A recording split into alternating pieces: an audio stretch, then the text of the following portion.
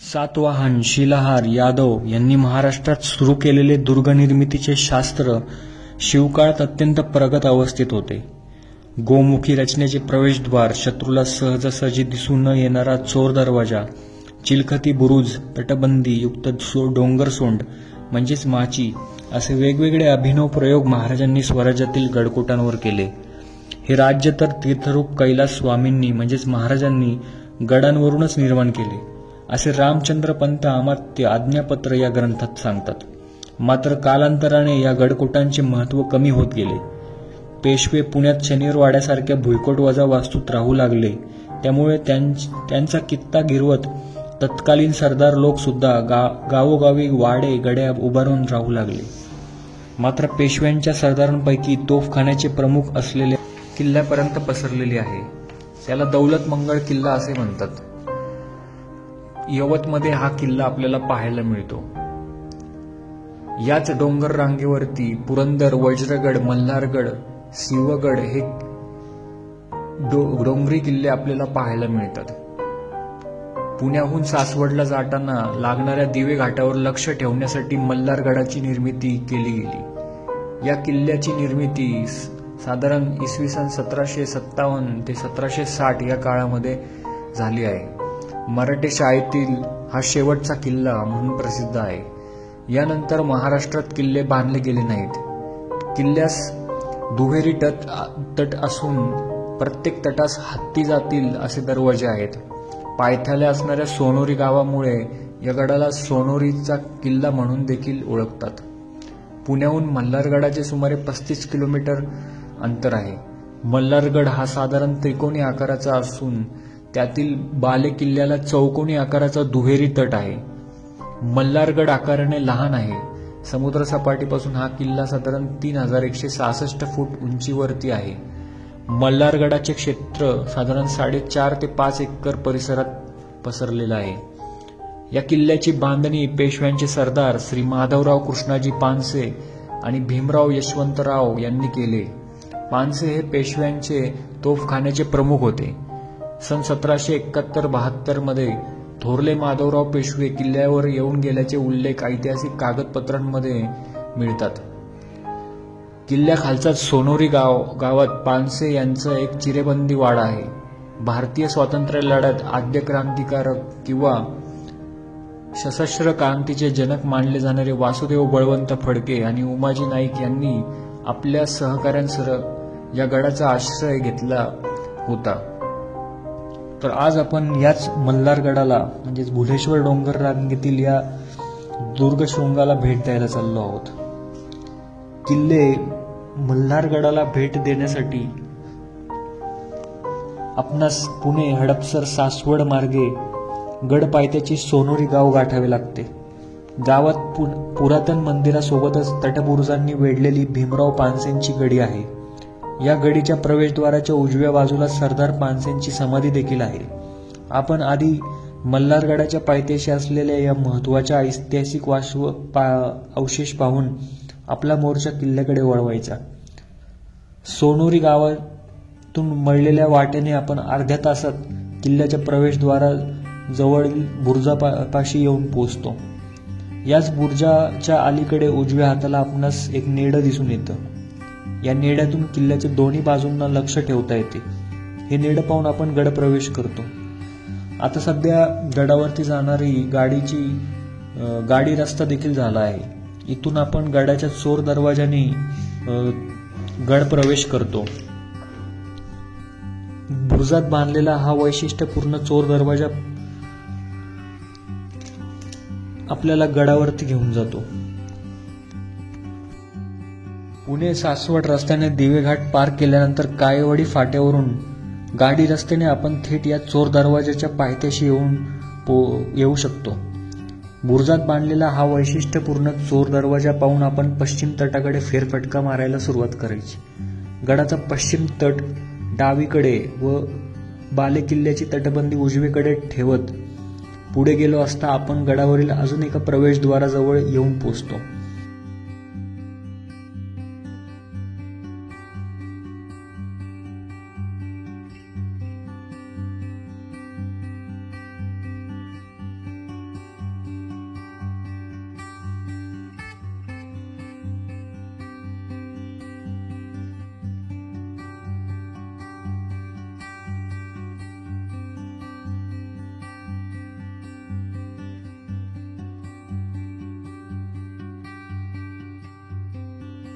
या प्रवेशद्वारातून खाली उतरणारी वाट गड पायथ्याच्या झेंडेवाडी गावात जाते. या प्रवेशद्वारातून आपण थोडेसे खाली उतरून सपाटीवर लागलो असता आपणास गडाच्या महादरवाजाचे म्हणजेच बालेकिल्ल्याच्या प्रवेशद्वाराचे व झेंडेवाडी प्रवेशद्वाराचे सुंदर दर्शन घडते. अशा रीतीने मल्हारगडाची आपली भटकंती सुरू होते.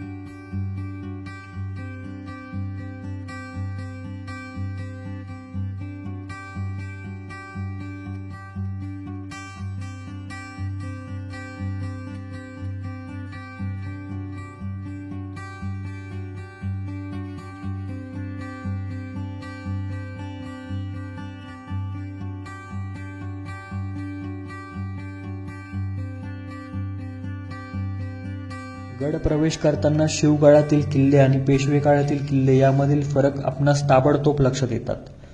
साध्या सरळ बांधणीच्या प्रवेशद्वाराच्या समोर संरक्षणासाठी एक दगडी भिंत बांधलेली आहे. या दरवाजाच्या आत पहारेकऱ्यांच्या देवड्या आहेत. हा दरवाजा पाहून आपण ऐन किल्ल्यात प्रवेश करतो. गडाचा विस्तार आटोपशीर असून गड दुहेरी तटबंदीने वेढलेला आहे. बाहेरील तटबंदी आपणास जागोजागी जंग्या दिसून येतात. तटबंदीतील जंग्या रचना पाहून पुढे गेल्यावरती आपण एका दगडी चौथऱ्यापाशी पोहोचतो. या चौथऱ्याच्या बाजूलाच एक कोरडी विहीर दिसून येते.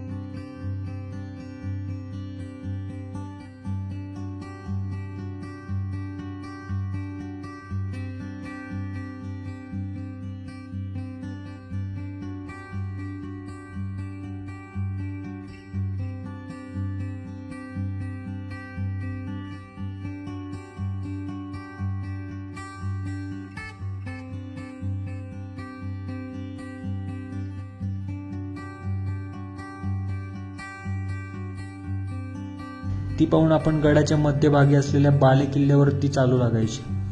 मल्हारगडाचा माथा त्रिकोणाकृती आहे. गडाच्या मधोमध तटबंदीने वेढलेला बालेकिल्ला आहे. या बालेकिल्ल्यात प्रवेश करण्यासाठी उत्तर दिशेला एक प्रवेशद्वार आहे. या दरवाजाने आपण बालेकिल्ल्यात प्रवेश करतो. बालेकिल्ल्यावरती महादेवाचे व खंडोबाचे छोटेखानी मंदिर आहे. या बालेकिल्ल्यात प्रवेश करण्यासाठी तलावाच्या बाजूने म्हणजेच मागच्या पायविहीरीच्या बाजूने देखील एक दरवाजा आहे. बालेकिल्ल्यावर महादेवाचे व खंडोबाचे छोटेखानी मंदिर आहे.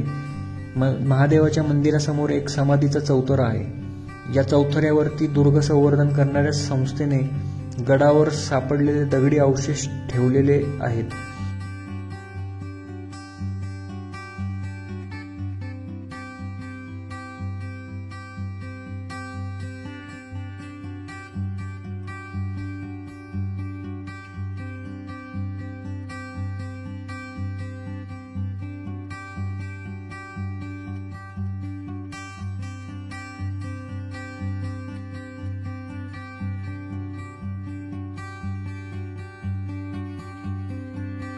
महादेव मंदिराच्या आत शिवलिंग आहे. या मंदिरा शेजारीच खंडोबाचे छोटे मंदिर आहे.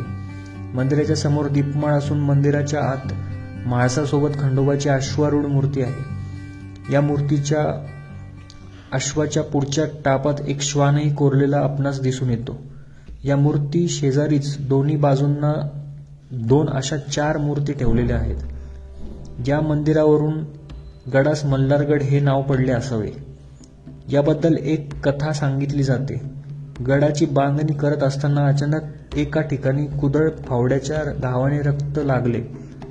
असे विपरीत घडल्याने सरदार पानसेंना तात्काळ सांगावा धाडण्यात आला. हा रक्तस्राव थांबवण्यासाठी उपाय शोधू जाऊ लागले, पण काहीच उपाय चालेना. तेव्हा या संकट समयी भीमराव पानसेंनी करे पठारावरील खंडेरायाचे स्मरण केले. त्यामुळे तात्काळ त्यांनी गडावरती खंडोबाचे मंदिर बांधण्याचा संकल्प केला. गडावर मंदिराचे बांधकाम पूर्ण होताच रक्तस्राव पूर्ण थांबून गेला. त्यामुळे खंडोबाच्या नावावरूनच पुढे याचे नाव मल्हारगड असे ठेवण्यात पडले. भक्तांच्या हाकेला धावून जाणारे खंडोबाचे मनोभावे दर्शन घेत आपण या मंदिराच्या बाजूलाच वाड्याच्या जोत्यावरती येऊन पोहोचतो. यातील पश्चिमेकडील जोत्यात अनेक वर्ष जमिनीखाली गाडले गेलेले एक तळघर नुकतेच उजेडात आले आहे. हे दारू कोटाचे तळघर आहे. या तळघरामध्ये उतरण्यासाठी पायऱ्या आहेत. या पायऱ्या उतरून आपण आजही भक्कम अवस्थेत असलेल्या 2 दालनाच्या तळघरात येऊन पोहोचतो. मल्हारगडप्रमाणे क्वचितच कोणत्या किल्ल्यावरती आपल्याला दारू कोठाराचे तळघर पाहावयास मिळते. या व्यतिरिक्त बालेकिल्ल्यावर दुसरे कोणतेही अवशेष नाही. बालेकिल्ल्याच्या दक्षिणेकडील तटबंदीत इंग्रजी झेड आकारासारख्या भिंतीच्या रचनेतून आपण बालेकिल्ल्याच्या बाहेर पडतो. या किल्ल्याच्या बाजूला पाण्याचे एक प्रशस्त बांधीव टाके आहे. या टाक्यामध्ये उतरण्यासाठी पायऱ्यांचा मार्ग आहे. हे टाके पाहून झाल्यावर आपण उजवीकडील गडाच्या शेवटच्या टोकावर असलेला बुरुज गाठायचा. सन 1757 ते 1760 मध्ये सरदार भीमराव पानसे यांनी माधवराव पानसे यांनी हा किल्ला बांधला. सन 1771-72 मध्ये माधवराव पेशवे यांनी या गडास भेट दिली व या गडाची शिबंदीसाठी वार्षिक 3,000 रुपये मंजूर केले. पुढे ब्रिटिश काळामध्ये उमाजी नाईक व वासुदेव बळवंत फडके यांनी या गडाचा आश्रय घेतला होता. सह्याद्रीतील गडकोटांवर आता पूर्वीसारखे वैभव राहिले नाही. एकेकाळी आपल्या तोफखान्याने निजाम, टिपू, हैदर, इंग्रज यांना सळो की पळो करून सोडण्याचा भीमराव पानसेंनी बांधलेला मल्हारगड सह्याद्रीतील गडकोटांवरती आता पूर्वीसारखे वैभव राहिले नाही. एकेकाळी आपल्या तोफखान्याने निजाम, टिपू, हैदर, इंग्रज यांना सळो की पळो करून सोडणाऱ्या भीमराव पानसेंनी बांधलेला मल्हारगड किल्लाही याला अपवाद राहिला नाही. परंतु तरीही मराठ्यांची शेवटची दुर्गनिर्मिती म्हणून मल्हारगडाचे महत्त्व अनन्यसाधारण आहे.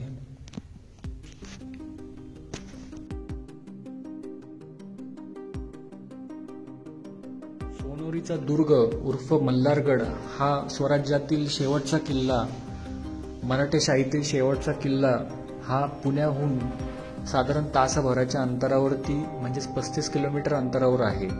एका दिवसात पाहण्यासारखा हा किल्ला आहे. गाडी रस्त्याने साधारण 15 ते 20 मिनिटात आपण गडावरती पोहोचतो. गड पाहण्यासाठी पाऊण ते तासभर पुरेसा आहे.